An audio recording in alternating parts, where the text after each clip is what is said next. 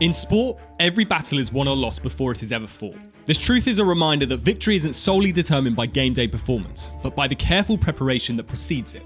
And for all the physical preparation most athletes do, what happens time and time again is that they neglect their mental preparation. Despite being in the best shape physically, you can easily crumble when the pressure of game day arrives. If you enter the court, pitch or track without preparing mentally, then it's just a matter of time before you embarrass yourself or your opponent sweeps you aside. Nerves take over, you're anxious, and start making mistakes. And the next thing you know, you've choked under pressure yet again. So what can you do?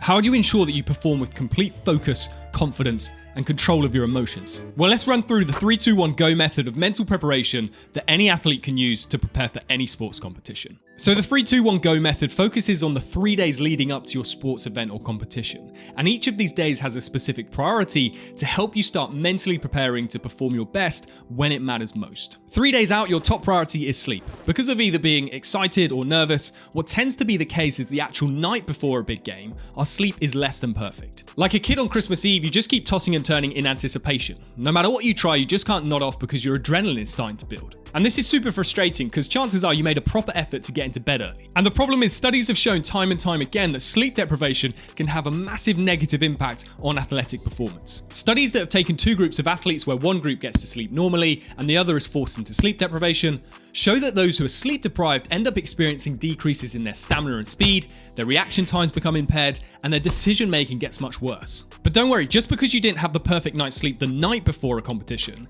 that doesn't mean your performance has to suffer. Almost every time I've run a personal best in a running race, my sleep the night before has not been good at all. But what I make sure of is that my sleep 2 days and 3 days before a race is on point. You see, in having solid sleep 2 days and 3 days out from your match or event, you accumulate what I like to call sleep credit, as it can help cancel out any sleep debt that you may then accumulate.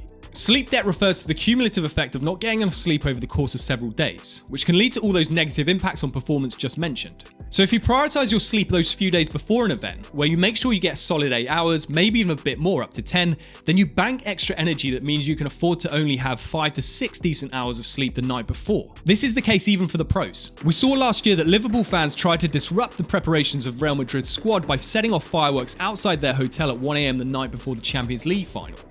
And look what happened. That's 5-2. Fuck me. Jesus! So just make sure you get that solid sleep in a few days before your big competition or event.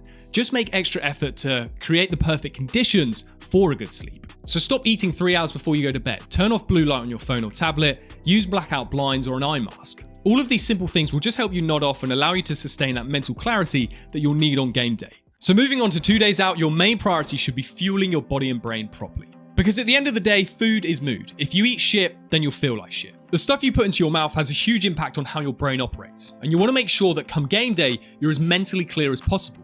You're not suffering from headaches that come from sugar crashes, or just a load of inflammation that comes from all kinds of processed crap. So from 2 days out, you want to make sure you're starting to carb load so that you're building up those energy stores to play hard for a long period of time.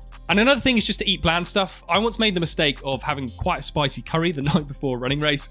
Let's just say I almost exploded out of my underpants, not just the blocks there. Never again. So have a set group of foods you go to that you know are not going to upset your stomach or interrupt your routine of toilet trips. These added little worries can just end up distracting you and causing unnecessary fear and panic. The last thing you want is going onto the pitch, court, track, and the number one thing on your mind is, I hope I don't shit myself. So just smash your oats, pastas, bread, and potatoes.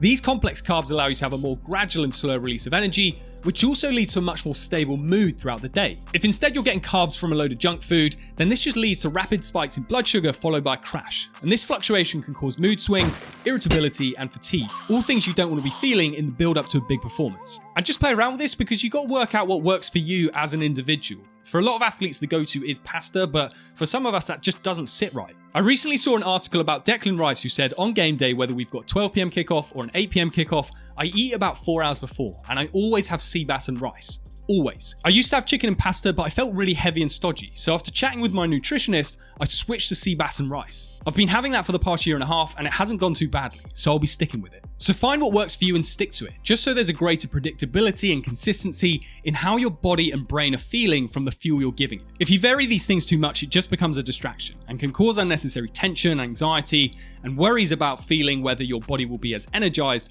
come game day. One day out from the event, the biggest priority you should have is just to relax your mind and body. If you have some nervous energy, then you can consider going for a little shakeout run or cycle just to release any tension and loosen up your muscles. It can also be a really good idea to do some stretching exercises, which can help you limber up and enhance your mobility. Because when we're getting a bit stressed about an upcoming event that's important to us, we can tense up a lot of our muscles, and this can make us stiff and increase the chance of injury. Once you've done this, it's then time to use some mental skills to start dialing up your focus and increase your confidence. So a big one to implement, even if it's just 10 or 15 minutes of it, is visualization. So check out this beginner's guide on visualization here. But what you want to do is just spend some time visualizing yourself succeeding in your event or match. Go through the motions of specific movements and plays with precision and confidence. Start living out all kinds of possibilities so that no situation or scenario phases you. You want to get to that point where you feel that whatever happens, you have an effective response so that you can continue playing or performing your best. And after you've done that, you should really spend the bulk of your afternoon and evening relaxing by doing things that are completely unrelated to your sport.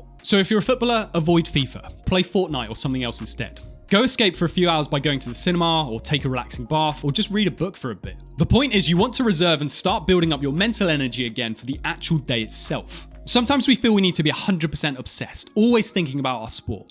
But what this often does is just end up using up way too much mental energy. And studies show that doing physical tasks become harder when we're mentally exhausted. That's why detaching from your sport the bulk of the day before an event is so important. And look, most of the pros do this. Roger Federer, arguably the greatest tennis player ever, would always ensure that the day before big matches, he'd just engage in leisure activities all day. He'd spend time with his family, play games like table tennis, or just have a little kickabout. And this massively allowed him to just take his mind off tennis. Same with Michael Jordan. He would often just play cards with his teammates the night before and chill out listening to music. He was a beast and obsessed on the court, but would really try to make an effort to step away from basketball that day before a big playoff game or championship game. Finally, it's go time, the day of your big sports event or match. And the priority here is obviously mentally dialing in so that you can put in a peak performance. One of the best things you can do to start your day off is to again revisit those visualization techniques. Really spend some time seeing yourself succeeding and excelling in every aspect of the performance. See yourself just dealing with any issues or problems that can occur, just so that you have an automatic response to whatever the game throws at you.